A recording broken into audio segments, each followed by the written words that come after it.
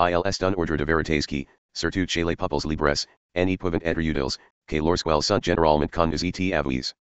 Ainsi, l'influence du progrès de ces sciences sur la liberté, sur la prospérité des nations, doivent en quelque sorte être mesurés sur le nombre de ces vérités qui, par l'effet d'une instruction élémentaire, deviennent communes à tous les esprits. Ainsi les progrès toujours croissants de cette instruction élémentaire, les mêmes auxiliaires progrès nécessaires de ces sciences, nous répondent d'une amélioration dans les destinées de l'espèce humaine qui peut être regardée comme indéfinie, puisqu'elle n'a d'autres limites que celles de ces progrès mêmes. Condorcet. 16. Some historical reflections on the philosophy of repression. Of course, the kind of reasoning and the presuppositions described in the previous section will appeal to many readers as an illustration of excessive and unjustifiable fear lest the present order be disturbed, the frenzied impulse to rush to the defense of our threatened institutions. Doubtless the Lusk report may quite properly be classed as a mere episode in war psychology. Having armed to put down the Germans and succeeded in so doing, the ardor of 854. The mind in the making. Conflict does not immediately abate, but new enemies are sought and easily discovered. The hysteria of repression will probably subside, but it is now a well-recognized fact that in disease, whether organic or mental, the abnormal and excessive are but instructive exaggerations and perversions of the usual course of things. They do not exist by themselves, but represent the temporary and exaggerated functioning of bodily and mental processes. The real question for us here is not whether Senator Lusk is too fearful and too indiscriminate in his denunciations, but whether he and his colleagues do not merely furnish an overcharged and perhaps somewhat grotesque instance of man's natural and impulsive way of dealing with social problems. It seems to me that enough has already been said to lead us to suspect this. At the outset of this volume the statement was hazarded that if only men could come to look at things differently from the way they now generally do, a number of our most shocking evils would either remedy themselves or show themselves subject to gradual elimination or hopeful reduction. Among these evils a very fundamental one is the defensive attitude toward the criticism of our existing order and the naive tendency to class critics as enemies of society. It was argued that a fuller understanding of the history of the race would contribute to that essential freedom of mind which would welcome criticism and permit fair judgments of its merits.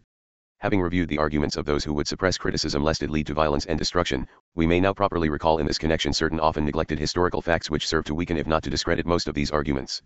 Man has never been able to adapt himself very perfectly to his civilization, and there has always been a deal of injustice and maladjustment which might conceivably have been greatly decreased by intelligence. But now it would seem that this chronic distress has become acute, and some careful observers express the quite honest conviction that unless thought be raised to a far higher plane than hitherto, some great setback to civilization is inevitable. Yet instead of subjecting traditional ideas and rules to a thoroughgoing reconsideration, our impulse is, as we have seen, to hasten to justify existing and habitual notions of human conduct. There are many who flatter themselves that by suppressing so-called radical thought and its diffusion, the present system can be made to work satisfactorily on the basis of ideas of 100 or 100,000 years ago. While we have permitted our free thought in the natural sciences to transform man's old world, we allow our schools and even our universities to continue to inculcate beliefs and ideals which may or may not have been appropriate to the past, but which are clearly anachronisms now. 4. The social science taught in our schools is, it would appear, an orderly presentation of the conventional proprieties, rather than a summons to grapple with the novel and disconcerting facts that surround us on every side. At the opening of the 20th century the so-called sciences of man, despite some progress, are, as has been pointed out, in much the same position that the natural sciences were some centuries earlier. Hobbes says of the scholastic philosophy that it went on one brazen leg and one of an ass. This seems to be our plight today. Our scientific leg is lusty and grows in strength daily, its fellow member our thought of man and his sorry estate is capricious and halting. We have not realized the hopes of the 18th century illumination, when confident philosophers believed that humanity was shaking off its ancient chains, that the clouds of superstition were lifting, and that with the new achievements of science man would boldly and rapidly advance toward hitherto undreamed of concord and happiness. We can no longer countenance the specious precision of the English classical school of economics, whose premises have been given the lie by further thought and experience. We have really to start anew. The students of natural phenomena early realized the arduous path they had to travel. They had to escape, above all things, from the past. They perceived that they could look for no help from those whose special business it was to philosophize and moralize in terms of the past. They had to look for light in their own way and in the directions from which they conjectured it might come. Their first object was, as Bacon put it, light, not fruit. They had to. 855. The mind in the making. Learn before they could undertake changes, and Descartes is very careful to say that philosophic doubt was not to be carried over to daily conduct. This should for the time being conform to accepted standards, unenlightened as they might be. Such should be the frame of mind of one who seeks insight into human affairs. His subject matter is, however, far more intricate and unmanageable than that of the natural scientist. Experiment on which natural science has reared itself is by no means so readily applicable in studying mankind and its problems.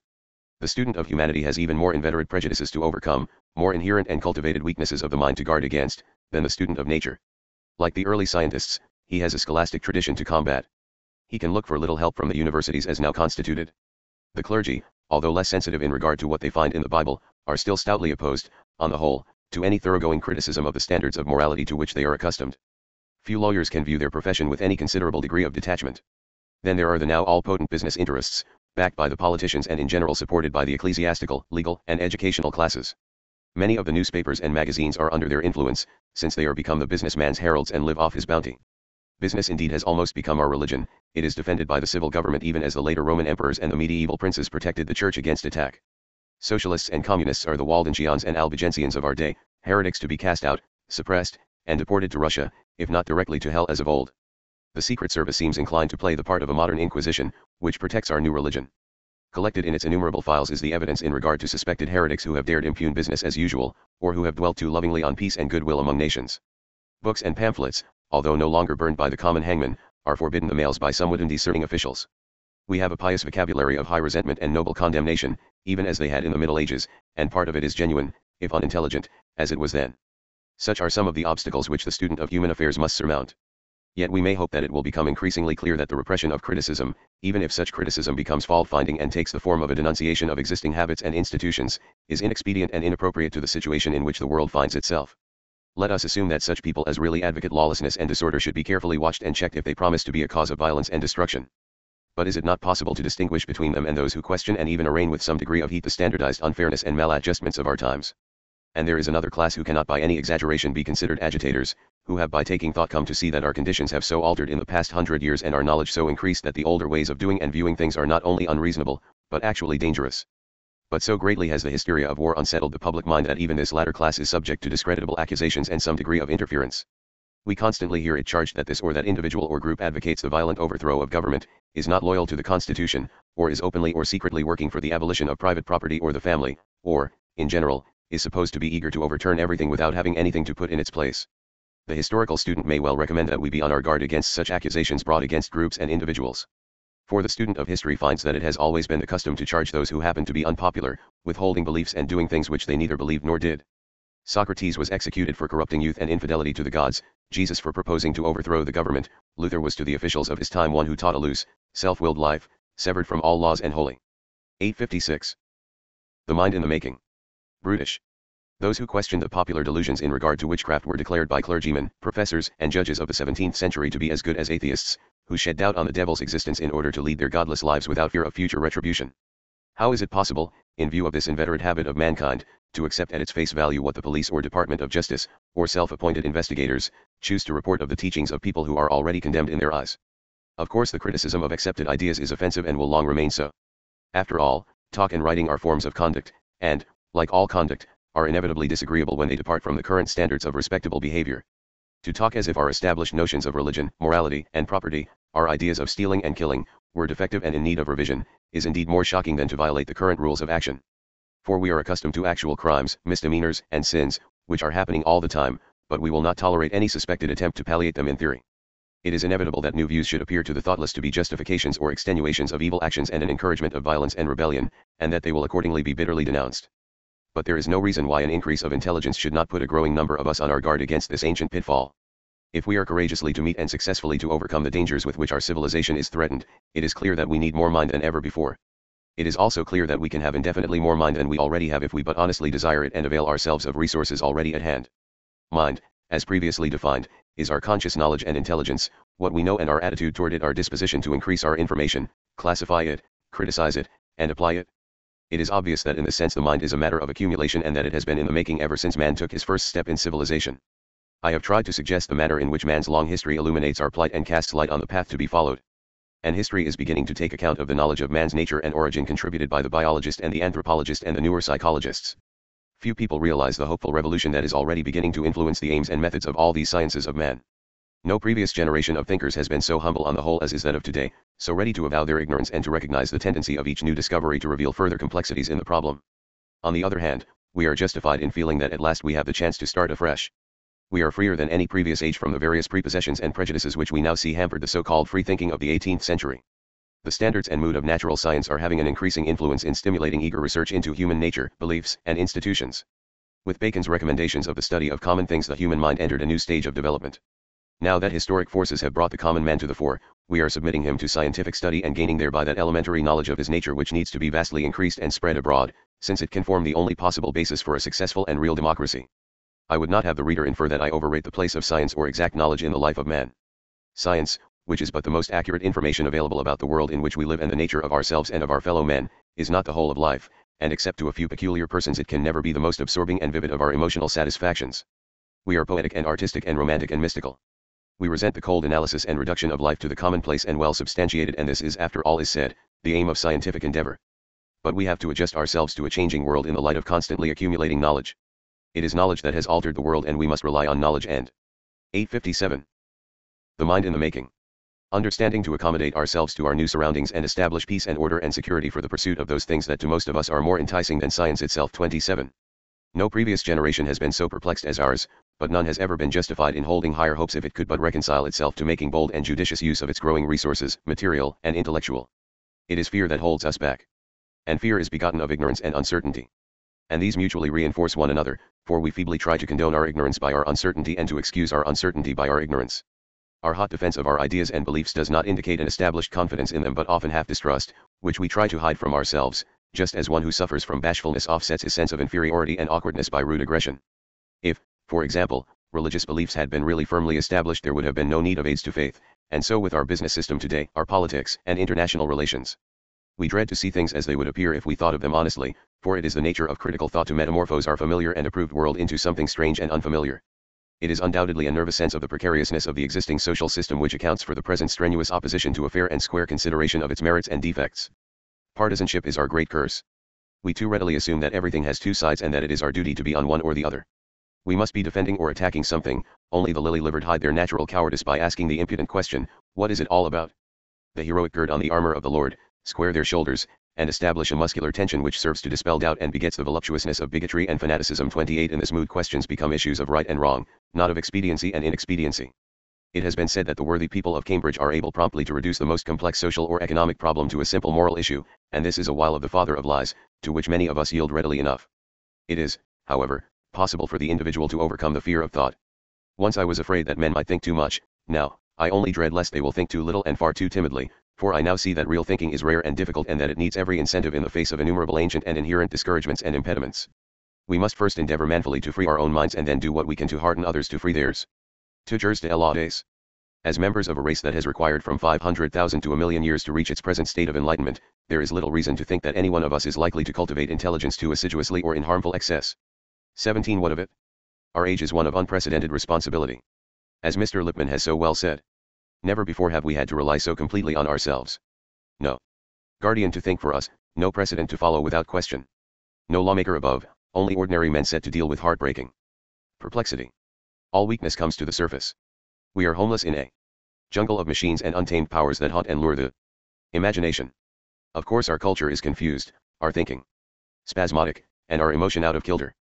No mariner ever enters upon a more uncharted sea than does the average human being born in the 20th century. Our ancestors thought they knew their way. From birth through all eternity, we are puzzled about day after tomorrow. It is with emancipation that real tasks begin, and 17. What of it? The mind in the making.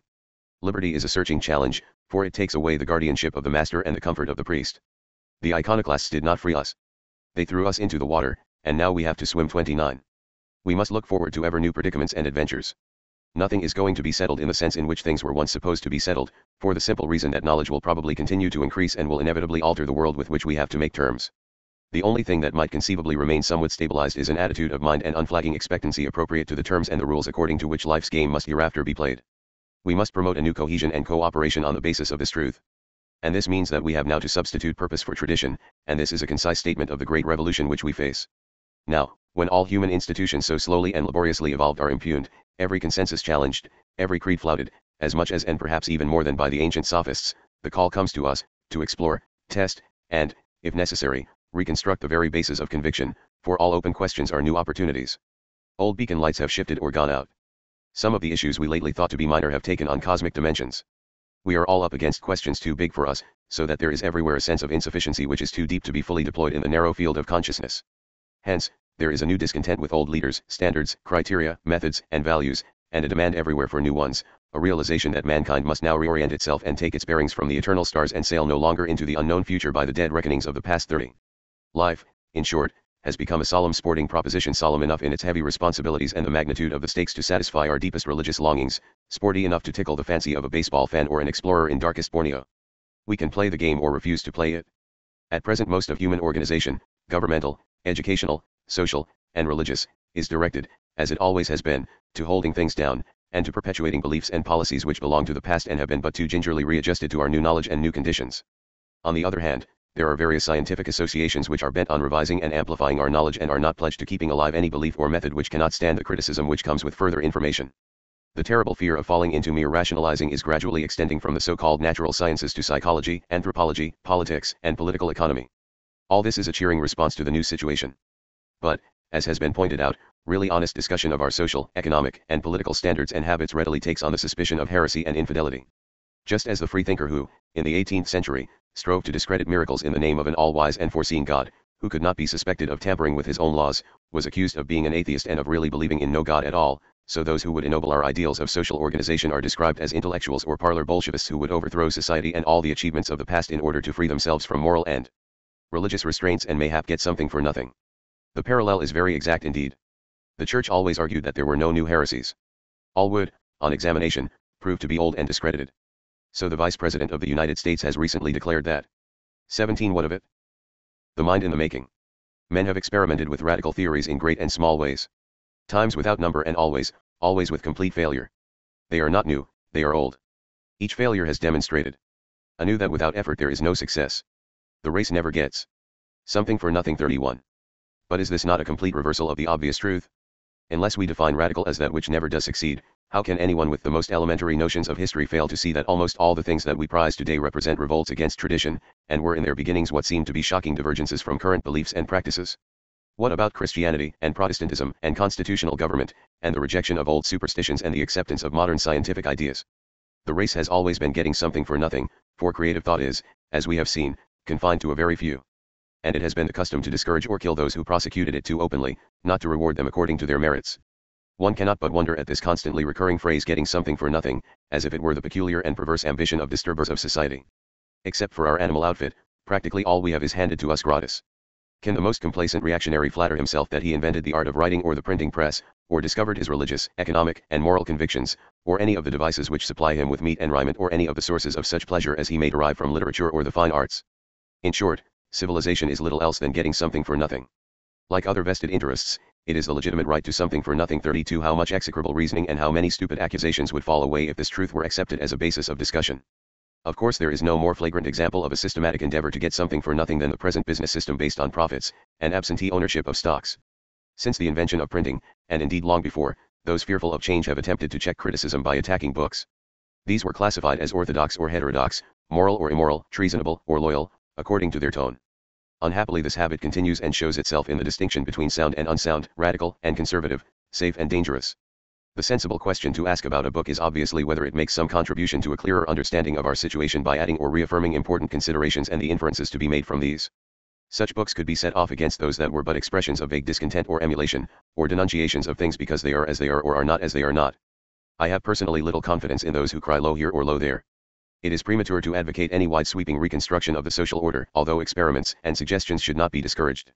What we need first is a change of heart and a chastened mood which will permit an ever-increasing number of people to see things as they are, in the light of what they have been and what they might be.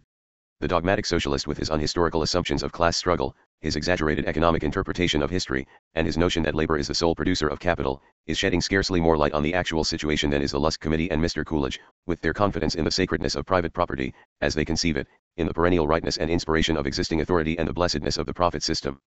But there are plenty of writers, to mention only a few of the more recent ones, like Veblen, Dewey, J. A. Hobson, Tawney, Cole, Havelock Ellis, Bertrand Russell, Graham Wallas, who may or may not have, or ever have had, any confidence in the presuppositions and forecasts of socialism, whose books do make clearer to any fair-minded reader the painful exigencies of our own times.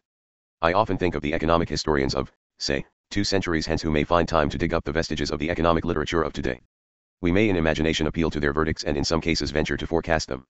Many of our writers they will throw aside as dominated by a desire merely to save the ill-understood present at all costs, others as attempting to realize plans which were already discredited in their own day. Future historians will, nevertheless, clearly distinguish a few who, by a sort of persistent and ardent 17 what of it? The mind in the making. Detachment, were able to see things close at hand more fully and truly than their fellows and endeavored to do what they could to lead their fellows to perceive and reckon with the facts which so deeply concerned them. Blessed be those who aspire to win this glory. On the monument erected to Bruno on the site where he was burned for seeing more clearly than those in authority in his days, is the simple inscription, raised to Giordano Bruno by the generation which he foresaw. We are all purblind, but some are blinder than others who use the various means available for sharpening their eyesight. As an onlooker it seems to me safe to say that the lenses recommended by both the radicals and their vivid opponents rather tend to increase than diminish our natural astigmatism. Those who agree, on the whole, at least, with the facts brought together in this essay and, on the whole, with the main inferences suggested either explicitly or implicitly, will properly begin to wonder how our educational system and aims are to be so rearranged that coming generations may be better prepared to understand the condition of human life and to avail themselves of its possibilities more fully and guard against its dangers more skillfully than previous generations. There is now widespread discontent with our present educational methods and their elaborate futility, but it seems to me that we are rather rarely willing to face the fundamental difficulty, for it is obviously so very hard to overcome. We do not dare to be honest enough to tell boys and girls and young men and women what would be most useful to them in an age of imperative social reconstruction. We have seen that the ostensible aims of education are various 33 and that among them is now included the avowed attempt to prepare the young to play their part later as voting citizens. If they are to do better than preceding generations they must be brought up differently. They would have to be given a different general attitude toward institutions and ideals. Instead of having these represented to them as standardized and sacred they should be taught to view them as representing half-solved problems. But how can we ever expect to cultivate the judgment of the young in matters of fundamental social, economic, and political readjustment when we consider the really dominating forces in education? But even if these restraints were weakened or removed, the task would remain a very delicate one. Even with teachers free and far better informed than they are, it would be no easy thing to cultivate in the young a justifiable admiration for the achievements and traditional ideals of mankind and at the same time develop the requisite knowledge of the prevailing abuses, culpable stupidity, common dishonesty, and empty political bunkum, which too often passes for statesmanship. But the problem has to be tackled, and it may be tackled directly or indirectly. The direct way would be to describe as realistically as might be the actual conditions and methods, and their workings, good and bad. If there were better books than are now available it would be possible for teachers tactfully to show not only how government is supposed to run, but how it actually is run. There are plenty of reports of investigating committees, federal and state, which furnish authentic information in regard to political corruption, graft, waste, and incompetency. These have not hitherto been supposed to have anything to do with the science of government, although they are obviously absolutely essential to an understanding of it. Similar reflections suggest themselves in the matter of business, international relations, and race animosities. But so long as our schools depend on appropriations made by politicians, and colleges and universities are largely supported by businessmen or by the state, and are under the control of those who are bent on preserving the existing system from criticism, it is hard to see any hope of a kind of education which would effectively question the conventional notions of government and business. They cannot be discussed with sufficient honesty to make their consideration really medicinal. We laud the brave and outspoken and those supposed to have the courage of their convictions, but only when these convictions are acceptable or indifferent to us. Otherwise, honesty and frankness become mere impudence. 34. No doubt politics and economics could be taught, and are being taught, better as time goes on. Neither of them are so utterly unreal and irrelevant to human proceedings as they formerly were. There is no reason why a teacher of political economy should not describe the actual workings of the profit system of industry with its restraints on production and its dependence on the engineer, and suggest the possibility of gathering together capital from functionless absentee stockholders on the basis of the current rate of interest rather than speculative dividends. 17 What of it? The mind in the making. The actual conditions of the workers could be described, their present precarious state, the inordinate and wasteful prevalence of hiring and firing, the policy of the unions, and their defensive and offensive tactics. Every youngster might be given some glimmering notion that neither private property nor capital is the real issue, since few question their essentiality, but rather the new problem of supplying other than the traditional motives for industrial enterprise, namely, the slave-like docility and hard compulsion of the great masses of workers, on the one hand, and speculative profits, on the other, which now dominate in our present business system. For the existing organization is not only becoming more and more patently wasteful, heartless, and unjust, but is beginning, for various reasons, to break down. In short, whatever the merits of our present ways of producing the material necessities and amenities of life, it looks to many as if they could not succeed indefinitely, even as well as they have in the past, without some fundamental revision. As for political life, a good deal would be accomplished if students could be habituated to distinguish successfully between the empty declamations of politicians and statements of facts, between vague party programs and concrete recommendations and proposals. They should early learn that language is not primarily a vehicle of ideas and information, but an emotional outlet, corresponding to various cooings, growlings, snarls, crowings, and brayings. Their attention could be invited to the rhetoric of the bitter enders in the Senate or the soothing utterances of Mr. Harding on accepting the nomination for president. With the Senate advising as the Constitution contemplates, I would hopefully approach the nations of Europe and of the earth, proposing that understanding which makes us a willing participant in the consecration of nations to a new relationship, to commit the moral forces of the world, America included, to peace and international justice, still leaving America free, independent, self-reliant, but offering friendship to all the world. If men call for more specific details, I remind them that moral commitments are broad and all-inclusive, and we are contemplating peoples in the concord of humanity's advancement.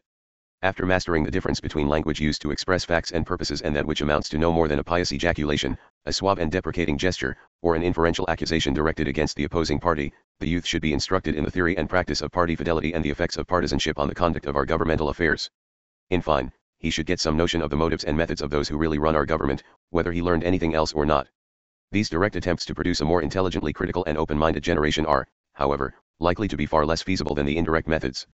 Partly because they will arouse strenuous opposition from the self-appointed defenders of society as now regulated, and partly because no immediate inspection of habits and institutions is so instructive as a study of their origin and progress and a comparison of them with other forms of social adjustment. I hope that it has already become clear that we have great, and hitherto only very superficially worked, resources in history, as it is now coming to be conceived. We are in the midst of the greatest intellectual revolution that has ever overtaken mankind. Our whole conception of mind is undergoing a great change. We are beginning to understand its nature, and as we find out more, intelligence may be raised to a recognized dignity and effectiveness which it has never enjoyed before. An encouraging beginning has been made in the case of the natural sciences, and a similar success may await the studies which have to do with the critical estimate of man's complicated nature, his fundamental impulses and resources, the needless and fatal repressions which these have suffered through the ignorance of the past, and the discovery of untried ways of enriching our existence and improving our relations with our fellow men. There 35 is a well-known passage in Goethe's Faust where he likens history to the book with 7 seals described in Revelation, which no one in heaven, or on the earth or under the earth, was able to open and read therein. All sorts of guesses have been hazarded as to its contents by Augustine, Orosius, Otto of Freising, Bossuet, Bolingbroke, Voltaire, Herder, Hegel, and many others, but none of them were able to break the seals, and all of them were gravely misled by their fragmentary knowledge of the book's contents. For we now see that. 17. What of it? The mind in the making. The 7 seals were 7 great ignorances. No one knew much, 1. Of man's physical nature, or, 2. The workings of his thoughts and desires, or, 3. Of the world in which he lives, or, 4. Of how he has come about as a race, or, 5. Of how he develops as an individual from a tiny egg, or, 6. How deeply and permanently he is affected by the often forgotten impressions of infancy and childhood, or, 7. How his ancestors lived for hundreds of thousands of years in the dark ignorance of savagery. The seals are all off now. The book at last lies open before those who are capable of reading it, and few they be as yet, for most of us still cling to the guesses made in regard to its contents before anyone knew what was in it. We have become attached to the familiar old stories which now prove to be fictions, and we find it hard to reconcile ourselves to the many hard sayings which the book proves to contain, its constant stress on the stupidity of good people, its scorn for the respectable and normal, which it often reduces to little more than sanctimonious routine and indolence and pious resentment at being disturbed in one's complacent assurances. Indeed, much of its teaching appears downright immoral according to existing standards. One awful thing that the book of the past makes plain is that with our animal heritage we are singularly oblivious to the large concerns of life.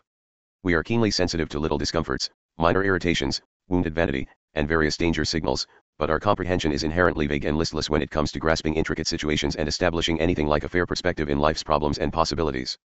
Our imagination is restrained by our own timidity, constantly reinforced by the warnings of our fellows, who are always urging us to be safe and sane, by which they mean convenient for them, predictable in our conduct and graciously amenable to the prevailing standards. But it is obvious that it is increasingly dangerous to yield to this inveterate tendency, however comfortable and respectable it may seem for the moment. History, as H. G. Wells has so finely expressed it, is coming more and more to be a race between education and catastrophe. Our internal policies and our economic and social ideas are profoundly vitiated at present by wrong and fantastic ideas of the origin and historical relationship of social classes. A sense of history as the common adventure of all mankind is as necessary for peace within as it is for peace between the nations. There can be no secure peace now but a common peace of the whole world, no prosperity but a general prosperity, and this for the simple reason that we are all now brought so near together and are so pathetically and intricately interdependent, that the old notions of noble isolation and national sovereignty are magnificently criminal.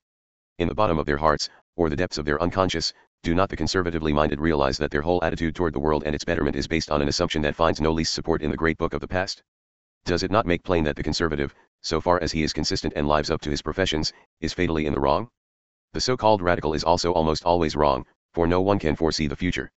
But he works on a right assumption, namely, that the future has so far always proved different from the past and that it will continue to do so. Some of us, indeed, see that the future is tending to become more and more rapidly and widely different from the past. The conservative himself furnishes the only illustration of his theory, and even that is highly inconclusive. His general frame of mind appears to remain constant, but he finds himself defending and rejecting very different things. The great issue may, according to the period, be a primeval taboo, the utterances of the Delphic oracle, the Athanasian creed, the Inquisition, the geocentric theory, monarchy by the grace of God, witchcraft, slavery, war, capitalism, private property, or noble isolation. All of these tend to appear to the conservative under the aspect of eternity, but all of these things have come, many of them have gone, and the remainder would seem to be subject to undreamed of modifications as time goes on. This is the teaching of the now unsealed book. Notes. 17. What of it? The Mind in the Making. 27. Mr. James Branch Cabell has in his Beyond Life defended man's romantic longings and inexorable craving to live part of the time at least in a world far more sweetly molded to his fancy than that of natural science and political economy. There is no reason why man should live by bread alone. There is a time, however, for natural science and political economy, for they should establish the conditions in which we may rejoice in our vital lives, which will then do no harm and bring much joy. 28. The relation of our kinesthesia or muscular sense to fanaticism on the one hand and freedom of mind on the other is a matter now beginning to be studied with the promise of highly important results. 29. Drift and Mastery, pages 196-197. 30. G. Stanley Hall, The Message of the Zeitgeist, in Scientific Monthly, August, 1921. A very wonderful and eloquent appeal by one of our oldest and boldest truth seekers. 31. Delineator, August, 1921, p. 2. 32. Adopting Mr. Veblen's definition of a vested interest, which caused some scandal in conservative circles when it was first reported. Doubtless the seeming offensiveness of the latter part of the definition obscured its reassuring beginning. 33. See section 2 above. 34. The wise Goethe has said, Ziert stark den manuendi phrase, Muthages Wesson, so sie mit ihm fast tiefs Geheimnis noch mehr, Romisk Elegion, XX. 35. The closing reflections are borrowed from the leaflet, issued by the students of the New School for Social Research, established in New York in 1919, with a view of encouraging adults to continue their studies in the general spirit and mood which permeate this essay. Appendix. Some suggestions in regard to reading. It may happen that among the readers of this essay there will be some who will ask how they can most readily get a clearer idea of the various newer ways of looking at mankind and the problems of the day. The following list of titles is furnished with a view of doing something to meet this demand. It is not a bibliography in the usual sense of the term. It is confined to rather short and readily understandable presentations appropriate to the overcrowded schedule upon which most of us have to operate. All the writers mentioned belong, however, to that rather small class whose opinions are worth considering, even if one reserves the imprescriptible right not to agree with all they say. There may well be better references than those with which I happen to be acquainted, and others quite as useful, but I can hardly imagine anyone, whatever his degree of information, unless he happens to be a specialist in the particular field, failing to gain something of value from any one of the volumes mentioned. For the astounding revelations in regard to the fundamental nature of matter and the ways in which the modern chemist plays with it, see John Mills, Within the Atom, D. Van Nostrand Company, and Slauson, Creative Chemistry, The Century Company. A general account of the evolutionary process will be found in Crampton, The Doctrine of Evolution, Columbia University Press, Chaps, IV. For our development as an individual from the egg, see Conklin, Heredity and Environment, Princeton University Press. Appendix. The Mind in the Making. The general scope of modern anthropology and the influence of this study on our notions of mankind as we now find it can be gathered from Goldenweiser, Early Civilization, Introduction to Anthropology, Knopf. This should be supplemented by the remarkable volume of essays by Franz Boas, The Mind of Primitive Man, Macmillan. Of the more recent and easily available books relating to the reconstruction of philosophy and the newer conceptions in regard to mind and intelligence, the following may be mentioned: Dewey, Reconstruction in Philosophy and Human Nature and Conduct, Holt, Woodworth, Dynamic Psychology, Columbia University Press, Trotter, Instincts of the Herd in Peace and War, Macmillan, especially the first two sections, pages 165, Bernard Hart, The Psychology of Insanity, Putnam, and Admirable Little. Introduction to the Importance of Abnormal Mental Conditions in Understanding Our Usual Thoughts and Emotions, McDougall, Social Psychology, J. W. Luce, Everett D. Martin, The Behavior of Crowds, Harper's, Edmund, Human Traits, Houghton Mifflin. For the so-called behavioristic interpretation of mankind, see Watson, Psychology from the Standpoint of a Behaviorist, Lippincott. Haldane, Mechanism, Life, and Personality, Dutton, is a short discussion of some of the most fundamental elements in our modern conception of life itself. When it comes to gaining an idea of Freudianism and all the overwhelming discoveries, theories, and suggestions due to those who have busied themselves with the lasting effects of infantile and childish experiences, of hidden desires sexual and otherwise, of the unconscious and psychoanalysis, while there are many books, great and small, there would be no unanimity of opinion among those somewhat familiar with the subjects as to what should be recommended. It would be well if everyone could read in Havelock Ellis, The Philosophy of Conflict, Houghton Mifflin, the essay, 18, on Freud and his influence. Wilfred Lay, Man's Unconscious Conflict, Dodd, Mead, is a popular exposition of psychoanalysis, and Tansley, The New Psychology, Dodd, Mead, likewise. Harvey O'Higgins, The Secret Springs, Harper's, reports, in a pleasing manner, some of the actual medical experiences of Dr. Edward Reed of Washington. But much of importance remains unsaid in all these little books, for which one would have to turn to Freud himself, his present and former disciples, his enemies, and the special contributions of investigators and practitioners in this new and essential field of psychological research and therapy. Turning to the existing industrial system, its nature, defects, and recommendations for its reform, I may say that I think that relatively little is to be derived from the common run of economic textbooks. The following compendious volumes give an analysis of the situation and a consideration of the proposed remedies for existing evils and maladjustments. Veblen, The Vested Interests and the Common Man, also is The Engineers and the Price System, Hubsch, J. A. Hobson, Democracy After the War, Macmillan, and his more recent Problems of a New World, Macmillan, Tawney, The Acquisitive Society, Harcourt, Brace, Bertrand Russell, Why Men Fight, Century, and his proposed Roads to Freedom, Holt, in which he describes clearly the history and aims of the various radical leaders and parties of recent times. As for newer views and criticism of the modern state and political life in general, in addition to Mr. Hobson's books mentioned above, the following are of importance: Graham Wallace, The Great Society, Macmillan, Harold Lasky, Authority in the Modern State and Problems of Sovereignty, Yale University Press, Walter Lippmann, Preface to Politics and Drift and Mastery, Holt.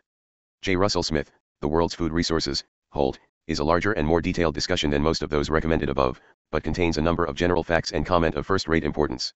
One who desires a highly thoughtful and scholarly review of the trend of religious thought in recent times should read McGifford, The Rise of Modern Religious Ideas, Macmillan. Appendix. This has been a production by The Mental Chemist, for study and education. Copyright 2024.